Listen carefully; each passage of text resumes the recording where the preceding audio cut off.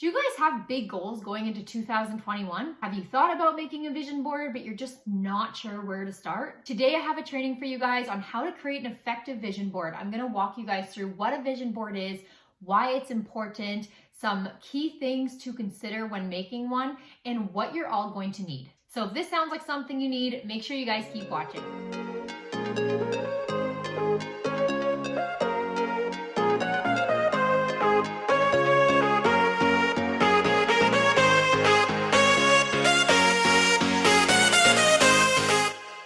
Hey guys, welcome back to my channel. This is episode 14 of Spilling the Tea. For those of you who do not know me, my name is Tisha Doriana, and I help passionate and driven network marketers better connect with their audience through social media, all within a loose leaf tea and wellness company. I post a brand new video each and every Wednesday on my YouTube, Instagram, and Facebook, so make sure you guys always come back and tune in. So today on the agenda, we're gonna be talking about how to create an effective vision board. As mentioned a bit earlier, what we're gonna be covering is what a vision board is, why it's important, some key factors to consider, and lastly, what you will be needing to create your own vision board. So let's get right into it. So number one is, what is a vision board? And basically, this is going to be a visual reminder of your goals. It's a physical representation of your vision in life, and it's going to represent where you see yourself now and where you want to see yourself in 3 months, half a year, or even an entire year from now. You can put big goals on here, you could put small goals,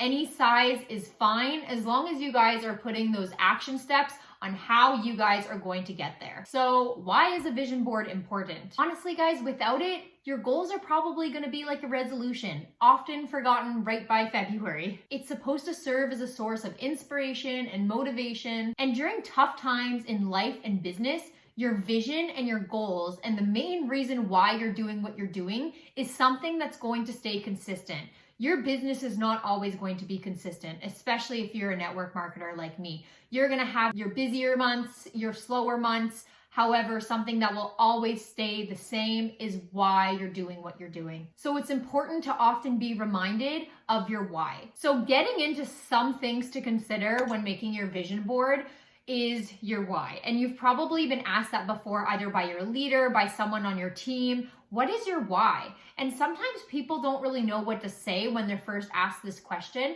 that they'll come up with something very basic and generic, such as, I wanna make more income, or I just really like the product. And those are great reasons, obviously, to join a business, but there's a deeper meaning and reason as to why you're doing what you're doing. And it's really important to get down to the root of your why. So what I have for you guys in this video today is kind of a little training on how to get down to the root of your why. I call this the what is my why exercise. It's going to help you get down to the root of your why, and you're going to do this by asking yourself why up to 5 times. So I'm gonna give you a personal example here of my own why and do the exercise. So while you're watching this, if you have a notepad next to you, you can jot this down, you can think about it in your head, whatever works for you, or make sure you save this video for later, and this way you can always come back and do this exercise a little bit later on. So if someone were to ask me today, Tisha, what is your why? Why do you do what you do? My first why of how I would answer that question is that it makes me happy and it brings me so much enjoyment. This is something that I've done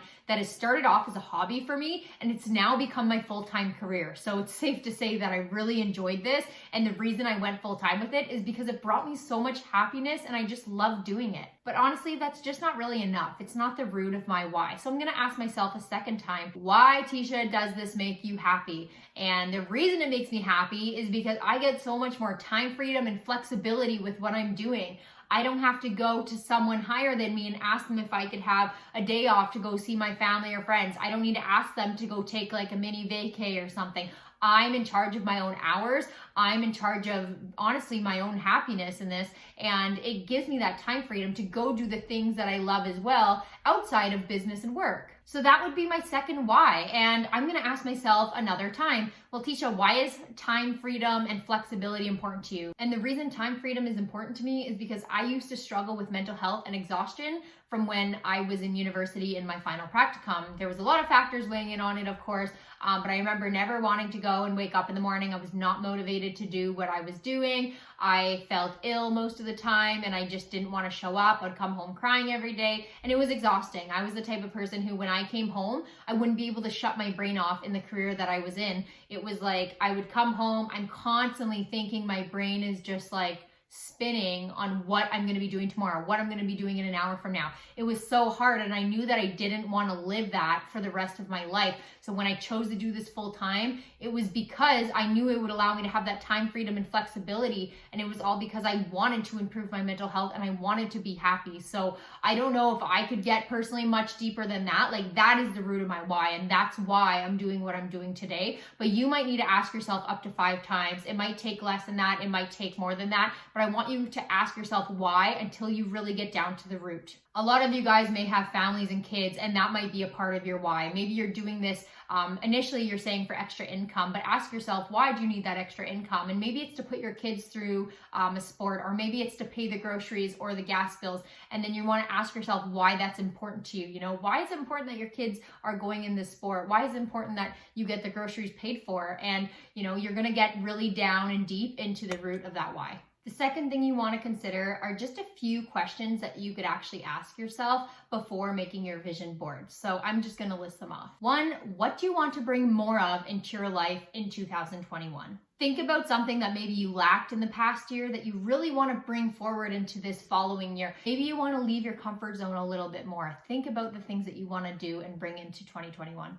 What do you want to change in your life? What is something that maybe you weren't very happy with that you want to make changes moving forward? What do you want to embrace? Think of something that makes you you. I always say that everyone is weird in their own individual way. A lot of those things you want to embrace because those are things that make you you. Those are things that people are going to identify you as. So what do you want to embrace going into 2021? What do you want to be more intentional about? Where do you see yourself 3 months from now? Or a year from now? If your company has different ranks, think about where you want to be. How much income would you like to make this following year? So those are just a few questions that I would ask myself before I made my own vision board. The last thing that you should consider, the most important thing, is where you're going to put your vision board. So this is so important because if you spend tons of time on this vision board and then you end up throwing it under your desk and never looking at it, it was a waste of your time. You need to put it somewhere where you're going to see it every single day. So maybe that's your office. Mine is in my office on my wall because I'm in there every day when I work.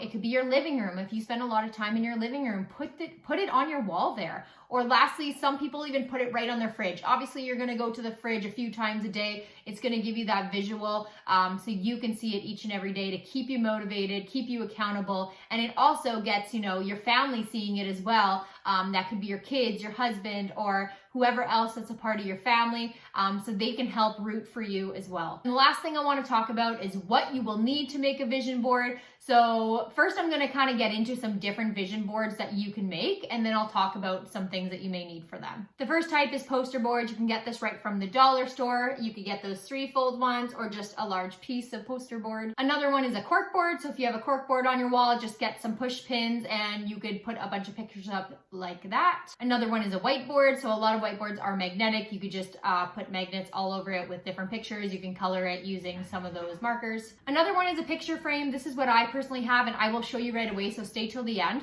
But it's basically a picture frame. I removed the glass and then I put these strings on it with some clothespins. It's really, really cute. Another one is a laptop graphic. So if you want to make it online, you could use an app called Canva, which is my personal favorite. You could literally type in vision board in the search area and you will get a ton of templates that you'll be able to use. And then once you make it online, you could put it as your desktop background screensaver or your phone screensaver, and you could even print it out and put it on your wall. But once you decide what kind of board you want, think about how you're going to decorate it. So you might use something like markers and pens, stickers. You might want some magazines to cut out of. You may need tape, you may need glue, push pins, clothespins, ribbon. And then lastly, you definitely need some extras for enjoyment. So make sure you have fun doing this, guys. Get some wine, some tea, whatever your favorite beverage is. Get some favorite munchies of yours and sit down and make your vision board and enjoy every minute of it. You do want this vision board to look nice. If you just put it together in 5 minutes and say, it's good enough, that's not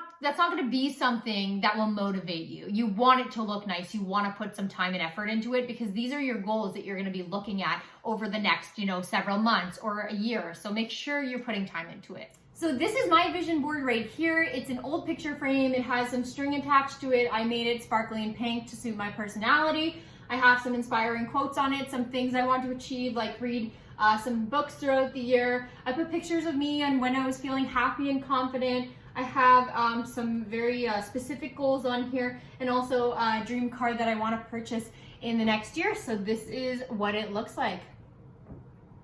Okay, so that concludes today's episode. Thank you guys so much for watching. I hope you guys had some great takeaways from this video. Make sure you guys leave me a comment on your favorite tips from this video, and also let me know what kind of vision board you're gonna make. Make sure you tune in next Wednesday for a new episode of Spilling the Tea. I'll be posting this on my YouTube, Instagram, and Facebook each and every week. And don't forget to like, subscribe, leave me a comment, and click that bell notification so that you guys never miss out on a training on YouTube. And lastly, if you guys wanna stay updated with me and all that's new, and make sure that you guys never miss out on a training, make sure you guys subscribe to my email list. The link is in the description of this video, or if you're watching on Instagram, make sure you check out the link in my bio to sign up. Thanks again for watching. Have a wonderful day, guys. Bye.